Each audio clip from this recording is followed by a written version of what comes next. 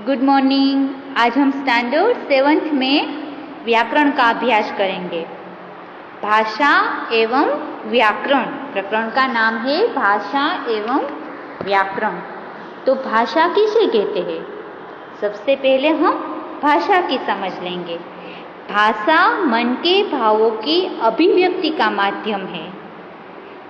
हमारे मन में जो भी भाव उठते हैं उन्हें हम भाषा के माध्यम से ही प्रकट कर सकते हैं।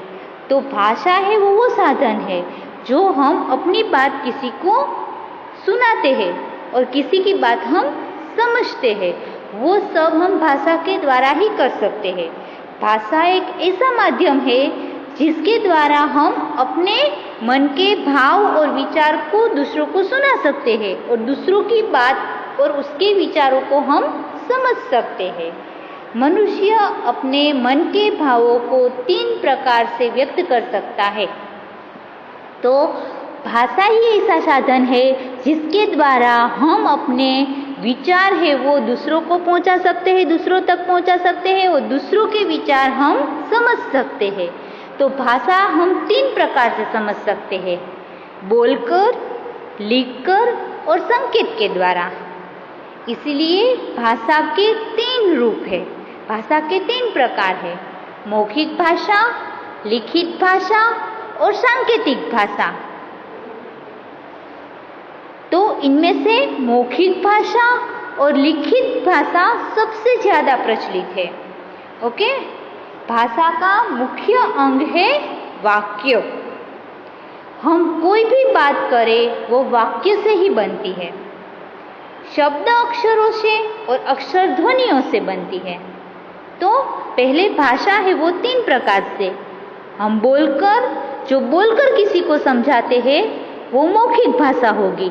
जो लिखकर, पत्र है, फिर किसी को प्रश्न लिखकर भेजे, एग्जाम में प्रश्न लिखे तो वो लिखकर हमने भाषा दी है। और सांकेतिक भाषा जो ज़्यादातर मूक बधिरों के लिए होती है, गूंगे और बहरे लोगों के लिए होती है, वो सांकेतिक भाषा। अभी भाषा का मुख्य अंग वाक्य है। वाक्य से ही हम भाषा को समझ सकते हैं, बिना वाक्य के हम भाषा को समझेंगे नहीं। वाक्य शब्दों से, शब्द अक्षरों से और अक्षर ध्वनिया से बनती है। देखो यहाँ आपको एक चार्ट दिया हुआ है। पहले ध्वनिया, फिर ध्वनिया से अक्षर बनते हैं, अक्षर से शब्द बनते हैं, शब्द से वाक्य बनते हैं और वाक्य से भाषा हमें समझ में आती है। संसार में बहुत सी भाषाएं बोली जाती है। भारत में ही हिंदी के अतिरिक्त 21 अन्य भारतीय भाषाएं बोली जाती है।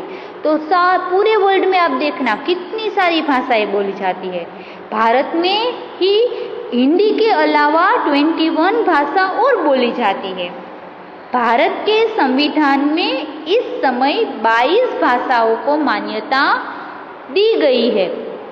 तो हमारा जो कॉन्स्टिट्यूशन है ना, उसमें 22 भाषा को मान्यता मिली है कि ये 22 भाषा को सरकार ने मान्य रखी है। वो कौन सी है? तो कि हिंदी, उर्दू, पंजाबी, गुजराती, तमिल, तेलुगु, बंगला, मलयालम, उड़िया, असमिया, मराठी, कन्नड़, सिंधी, मणिपुरी, नेपाली, कोंकणी, संस्कृत, संथाली, बोडो, डोगरी, कश्मीरी, मैथिली। इतनी भाषा 22, ये 22 भाषा है जिसको मान्यता हमारे संविधान ने दी है। हिंदी हमारी राष्ट्रभाषा तो है ही, वह हमारी राजभाषा भी है। तो हिंदी है उसको हम राष्ट्रीय भाषा का दर्जा दिया है। हिंदी भाषा है वो हमारी नेशनल लैंग्वेज है और वो राजभाषा भी है। हिंदी भाषा को राष्ट्रीय भाषा के रूप में दर्जा दिया है। हिंदी विश्व में सबसे अधिक बोले जाने वाली भाषा है। पूरे वर्ल्ड में हिंदी है वो सब जगह बोली जाती है। अपनी सरलता, बोधगम्यता और वैज्ञानिकता की दृष्टि से यह विश्व की महत्वपूर्ण भाषा है। तो हिंदी है वो पूरे दुनिया में बहुत महत्वपूर्ण भाषा है। इस भाषा की अन्य विशेषता यह है कि इसमें जो बोला जाता है वही लिखा जाता है और जो लिखा जाता है वही पढ़ा जाता है। ओके, तो भाषा की हमने समझ ली। हिंदी है वो हमारी राष्ट्रीय भाषा है। हमारे संविधान ने 22 भाषा को मान्यता दी है। भाषा है वो 3 प्रकार से हम कह सकते हैं, मौखिक भाषा बोलकर, लिखित भाषा लिखकर और सांकेतिक भाषा संकेतों के द्वारा यानी कि इशारे करके। ओके, अभी बोली क्या है? बोली किसे कहते हैं? किसी क्षेत्र विशेष में बोली जाने वाली अर्धविकसित भाषा को बोली कहते हैं। तो कोई भी क्षेत्र हो, वहाँ जो भाषा बोलते हैं उसे बोली कहते हैं। अधिकांशतः यह आपसी बातचीत के काम आती है। तो हर एक राज्य की अलग अलग भाषा है। हम यहाँ गुजराती बोलते हैं, महाराष्ट्र में मराठी बोलते हैं। तो कोई भी क्षेत्र में जो भाषा बोली जाती है उसे बोली कहते हैं। तो ये आपसी बातचीत के लिए होती है। साहित्यिक रचना का कार्य बोली में बहुत कम होता है। तो जो हम भाषा बोलते हैं ना, उसमें हम साहित्यिक बना सकते नहीं। बोली है वो हमारी आपसी बातचीत के लिए होती है। कई बोलियों में प्रायः लिखित साहित्य भी नहीं मिलता। हिंदी भाषा में कई बोली जाती है, जैसे खड़ी बोली, ब्रजभाषा, राजस्थानी, अवधी, मैथिली, हरियाणवी या कोरवी। हिंदी भाषा ही देखो कितनी अलग अलग, राजस्थान में अलग थोड़ी हिंदी होगी, खड़ी बोली में अलग बोली जाती है। ब्रज में आप जाओगे तो ब्रज भाषा की हिंदी होगी, मैथिली हिंदी अलग थोड़ी थोड़ी बोली जाती है।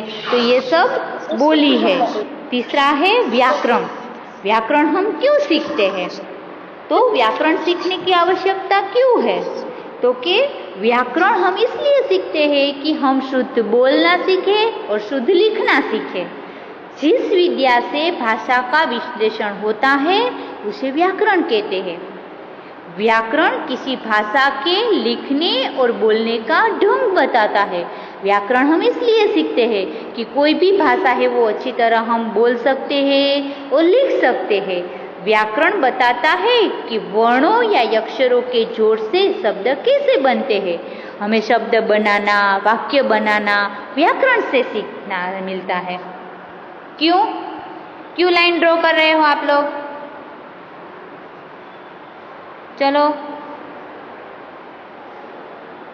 शब्दों से पद और पदों के जोड़ से वाक्य कैसे बनते हैं और फिर वाक्य भाषा का निर्माण किस तरह करते हैं। तो शब्द बनते हैं, शब्द पहले हम वर्ण सीखते हैं। जब हम प्ले हाउस में होते हैं तो वर्ण को, उसका आकार सीखते हैं, उसको पहचानने को सीखते हैं। उसके बाद वर्ण आ जाने के बाद हम शब्द बनाना सीखते हैं। शब्द के ऊपर से हम वाक्य सीखते हैं। ये सब हम व्याकरण के द्वारा सीखते हैं। पदों और वाक्यों का क्या रूप और क्या प्रयोग है, व्याकरण भाषा के इन तत्व का निरीक्षण करके नियमों का निर्धारण करता है। तो सभी भाषा आप सीखो, अंग्रेजी में व्याकरण आएगा, गुजराती का व्याकरण होगा, हिंदी का व्याकरण होगा, कोई भी लैंग्वेज आप सीखो, सबका अलग अलग व्याकरण होता है। व्याकरण से आपको, व्याकरण में जो नियम होते हैं उसी नियम के आधार पर हम वाक्य बनाते हैं, उसी नियम के आधार पर हम शुद्ध भाषा लिखते हैं, शुद्ध भाषा बोलते हैं। तो व्याकरण है वो बहुत जरूरी है। भी व्याकरण के अंग है वर्ण विचार, शब्द विचार, रूप विचार और वाक्य विचार। तो व्याकरण के ये 4 अंग है। तो पहले वर्ण विचार क्या है? तो वर्ण, तो सबसे पहले हम वर्ण का आकार, वो वर्ण को पहचानना। हम प्ले हाउस में होते तब सीखते हैं ना कि इसको अ कहते हैं, ये ए है, अलग अलग भाषा का वर्ण होगा। वो पहले हम पहचानना सीखेंगे, उसके आकार सीखेंगे और फिर वर्ण सीखेंगे, वर्ण माला सीखेंगे, पूरी 12 खड़ी सीखेंगे। वर्ण से चालू करेंगे, फिर वर्णमाला सीखेंगे और इससे हमें वर्ण की पहचान आ जाएगी। वर्ण हम सीख लेंगे, फिर इसके बाद में शब्द सीखेंगे। वर्ण आ गया, अभी वर्ण के ऊपर से हम शब्द बनाना सीखेंगे। ये सब व्याकरण के द्वारा ही हो सकता है। और शब्द के ऊपर से हम वाक्य बनाना सीखेंगे और वाक्य वो भी व्याकरण की मदद से ही सीख सकते हैं। ओके, तो पहले वर्ण, फिर शब्द, फिर वाक्य। तो व्याकरण सीखने से हम शुद्ध भाषा लिखना और पढ़ना सीख सकते हैं। तो व्याकरण का हमारे यहाँ बहुत महत्व है। सभी भाषा सीखना, आप अंग्रेजी होगा तो उसका ग्रामर अलग होगा, हिंदी है तो उसका व्याकरण होगा, गुजराती है तो उसका व्याकरण होगा। तो यहाँ हमने भाषा किसे कहते हैं? भाषा है वो साधन है जिसके द्वारा हम अपने विचार किसी को समझा सकते हैं और किसी के विचार को हम समझ सकते हैं। बोली है जो हर एक राज्य में अलग अलग बोली बोली जाती है। गुजरात में गुजराती, महाराष्ट्र में मराठी, ऐसे सबकी अलग अलग बोली होती है।